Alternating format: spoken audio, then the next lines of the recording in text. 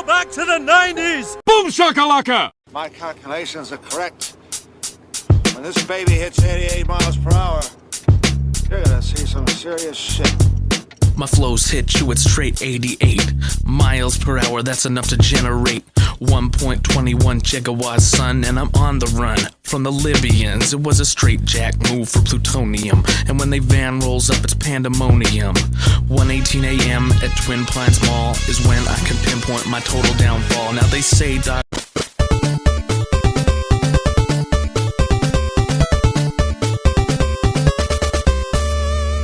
Greetings and salutations, and you guys are tuned in to yet another top 10 favourites list here on Nostal-Ged. Now today we have got the top 10 favourite British sitcoms. Now I could have just said sitcoms, and I don't want this to be a whole us versus them thing, but when you see the top 10 and the honourable mentions, and some that even didn't make the top 10 or the honourable mentions, things like Birds of a Feather, Heidi High, Dad's Army, Gavin and Stacey, these things didn't even make the, honourable mentions. When you see the top 10s and you try and put things like Big Bang Theory, Friends, How I Met Your Mother, all the other American sitcoms, try and put them up against these British sitcoms, they just don't cut it. And you may also notice that there aren't too many modern sitcoms on here. I think the oldest one on the top 10 is early 2010s. Now, it's not that I don't love modern sitcoms. Hell, I love things like Derry Girls, and I've just started watching The Cleaner with Greg Davis, and I love that too. But this is top 10 favourites, and for your classic British sitcoms, we're going to the 80s, we're going to the 90s. As you guys can kind of tell by my tone of voice here, I love sitcoms, British sitcoms, UK Gold. Rather than watching new stuff, I just constantly watch UK Gold. So I want to get into this. Let's hit it. Top 10 favourite British sitcoms.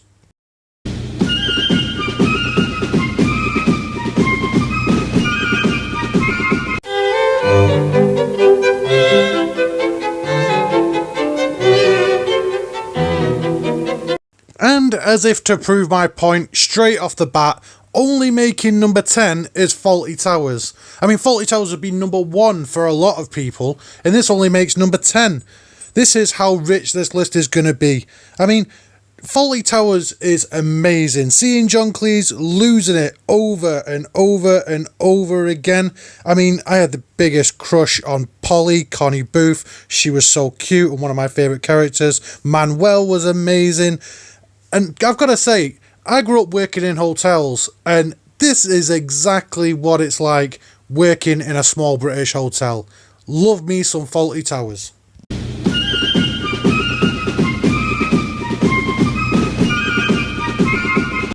Alright, before we start, if you like The American Office, that's your deal. I ain't gonna judge you.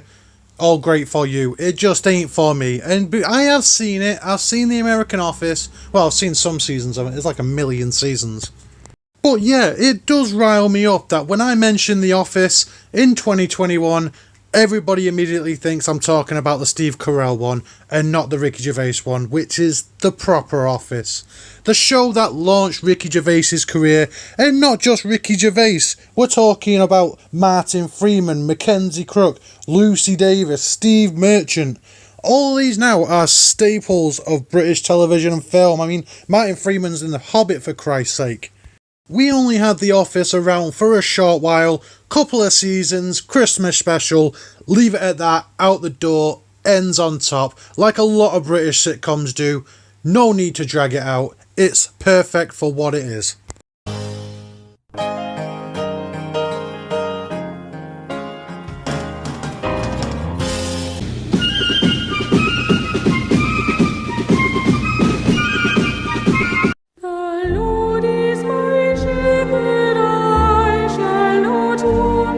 This one has a special place in my heart. I love Vicar of Dibley. I used to watch it with me mum. Headed up by the amazing Dawn French. But my favourite character, of course, was Alice, played by the great Emma Chambers. This show is so wholesome and so amazing. Set in a little village, local vicarage. I love this show. And I love the Christmas specials. I have such a soft spot for Christmas specials. In fact, once I've got Halloween out of the way, let's get some Nostal-Ged Christmas lists up as well. No, knowing me.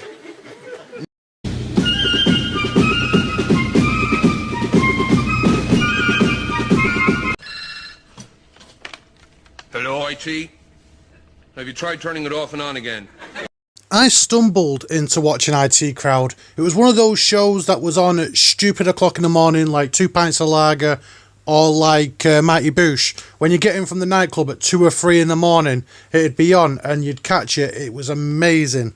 Showing that nerds could be funny long before Big Bang Theory. It introduced me to some of my now favourites like Richard Ayoade, Chris O'Dowd, Catherine Parkinson, and the man that steals the show, Matt Berry as Douglas Renham. He is the funniest thing in this. In fact, he's one of the funniest characters in comedy history. I love me some Matt Berry.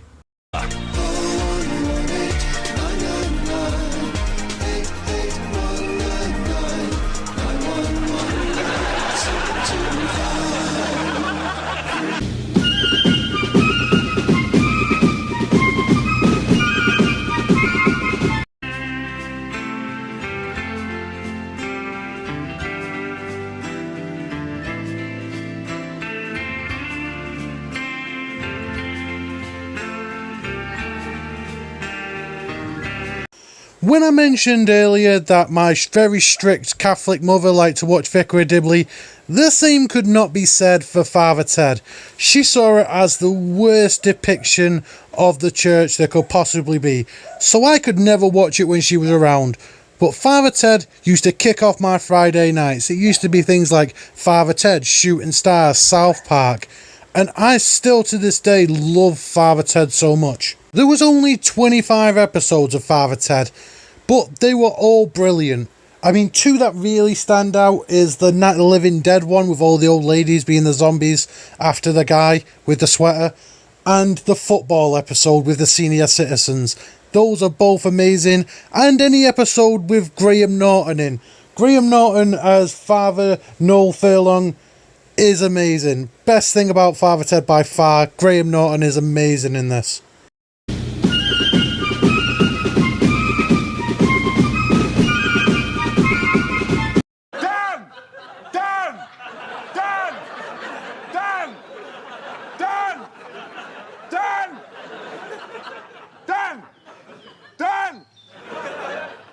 No, he's not seeing me. I'll get him later.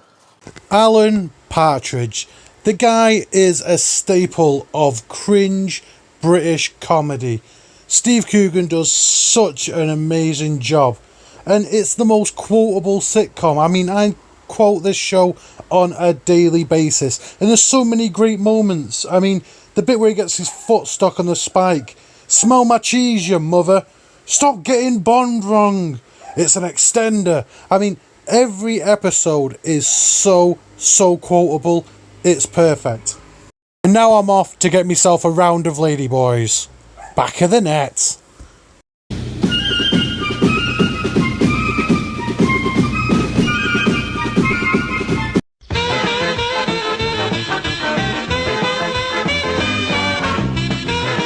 This was a tough one because I wasn't sure whether I was going to put Bottom in here or Young Ones. I went with Young Ones because I love it that little bit more. I love Bottom, but I love the live performances more than I love the actual show. So Young Ones is amazing. It's Rick Mayall at the height of his power. I mean, Rick Mayall is the funniest guy that ever existed. If you ever see him in Blackadder or, Drop Dead Fred, he was in, the comic strip. Rick Mayall is the funniest dude, but he is surrounded with the best cast. I mean, you've got Aid Edmondson, Nigel Planter, Christopher Ryan, Alexei Sale, Ben Elton, French and Saunders show up at one point. I mean, you've got all the special bands that show up, like Madness are in it. That's what I love about Young Ones. It's like a trifle. You've got so many layers in there. They got live bands, and you got these weird, like, psychedelic bits where the vegetables and the rodents are talking. The giant sandwich falls down. And The Young Ones has the best finale of any sitcom of all time, with The Cliff.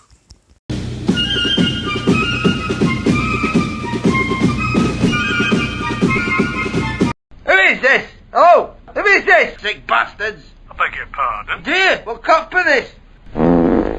Good night. Phoenix Nights, the show that introduced the world to Peter Kay. Now, you had things like the Peter Kay thing before this, but this is what made Peter Kay the man. And growing up in Manchester, shows like Phoenix Nights, Royal Family, Open Doors, it was a little glimpse into our world. We've all been to social clubs like Phoenix Nights up north.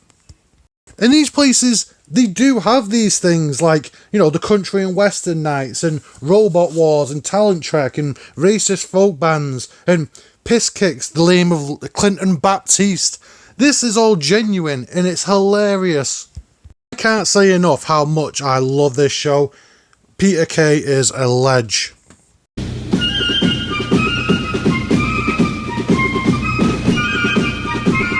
No income tax, no VAT, no money back, no guarantee. I know what you're all thinking. You all thought Only Fools was going to be number one, didn't you? Didn't you?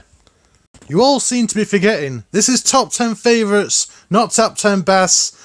I love Only Fools and Horses. It is perfect. Perfect writing, perfect acting, perfect timing. It's pure genius. It just ain't my favourite. See, the reason why Only Fools has made it so high on this list for me is it's so different to every other show on this list. Because every other show on this list is hilarious, and Only Fools is also hilarious. Everybody knows that. But Only Fools is so much heart. I mean, you have fully grown men who cry out Only Fools and Horses. You got that scene where Damien's first born, and Doughboy's holding him in the window and he gives that amazing speech. I mean, the episode where Grandad dies and you've got his hat. And then you got that episode where Rodney is in the lift because Cassandra has miscarried. That is so heartbreaking, that episode. It's these moments that make the Trotters feel like they're part of your family.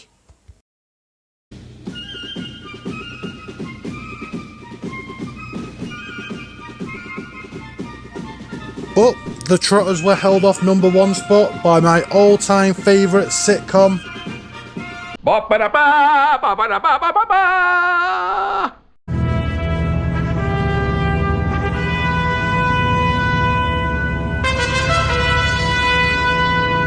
It's not just one of my favourite sitcoms, it's one of my favourite sci-fi shows, it's one of my favourite shows, period. It is such a brilliant premise for a sitcom, and nobody ever thought of it before. A comedy set in space. I mean, you've got aliens, robots, time travel, parallel universe, space battles. And all of that out of this world stuff is brilliant. But for most of the first season, Kat doesn't show up, and Crichton only shows up for the last episode. It's this pairing of Lister and Rimmer stuck together in space. It's the odd couple pairing. It comes down to the phenomenal writing on Red Dwarf. I love it so much. I think it's the one series I've rewatched more than any other, and it is genuinely like what the Enterprise would be like if they let a bunch of Brits on board.